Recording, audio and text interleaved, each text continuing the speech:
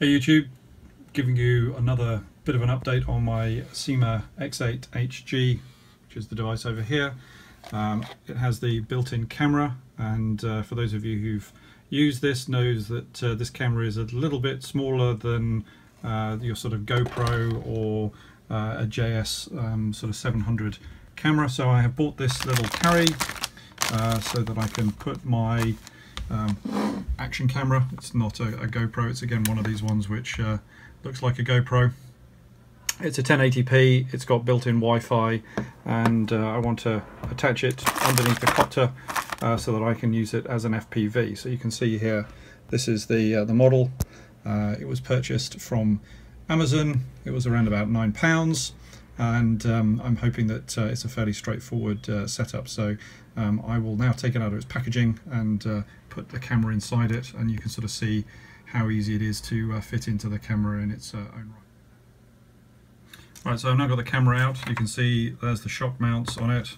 They're fairly soft, so I think it will give us a good and anti-vibration facility.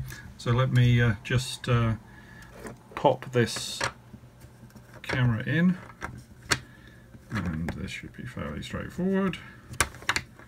Here's to hoping. One-handed never works, does it?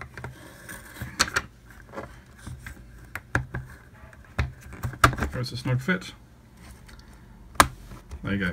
So that's in. All nice fitted inside there. The display I have on this camera is actually a lot bigger than. So if I turn it on, you can see there's the action camera, and I can see all of the on-screen display if I want to. So happy with that. So let's go to Syma. There's the Syma. There's its mechanism. I'm presuming that as I want this to go this way around, I just slide it in, and there it goes in. So there, it's in place.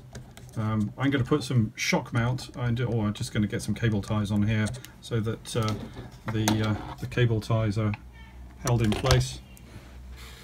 And you can see that now I've got the camera situated. The cable doesn't need to be needed anymore, and then I can adjust obviously the height of the camera using the adjuster on it. So a very simple mod, very straightforward, and I look forward to taking it out and testing it with this particular camera and with this anti-vibration capability, and hopefully I won't lose the quad and the camera, because all in all that's a little bit more expensive to lose.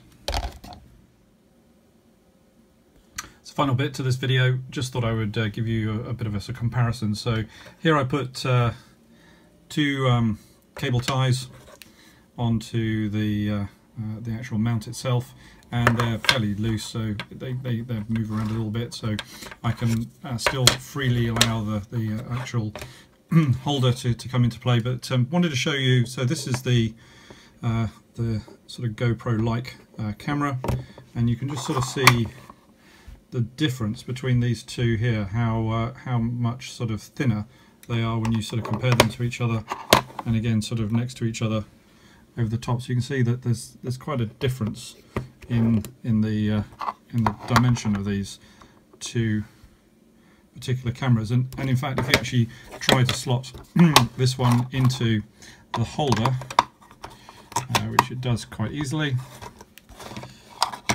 again if I'm not holding it with my left hand,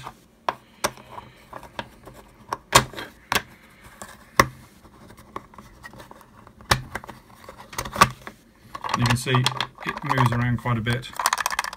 So I think I could still reuse this, and I can still get access just about to the little USB connector if I pad the back of this. But as you can see, there's some air vents there, so I may just pad behind it, and so it pushes it out a little bit, and therefore it's a little bit more secure. But there's a good chance it will try and fall out as well, so I may just put an elastic band on it to take it out and just give it a try.